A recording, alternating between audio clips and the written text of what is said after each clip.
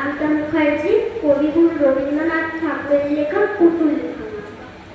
৭-৮-২৭ আমি বলেছিলেন বলে গুরু মশাই আমার পরে উঠলো রাগিয়ে চলে। মা গো তুমি ৫ পয়সায় এবার রথের দিনে সেই যে রঙিন পুতুলখানি আপনি দিলে কিনে। খাতার নিচে ছিল ঢাকা দেখালে এক ছেলে।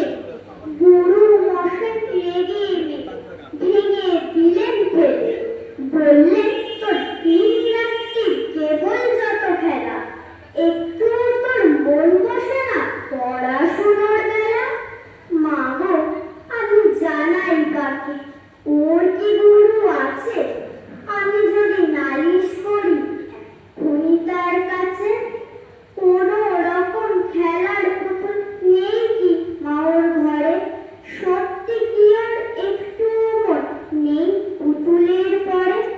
সকাল সাজে তাদের নিয়ে করতে গিয়ে খেলা, কোনো পড়াই করেননি কোনো রকম হেলা। ওর যদি সেই পুতুল নিয়ে ভাঙেন কেহ রাগে, বল দেখি মা ওর মনে তা কেমন তর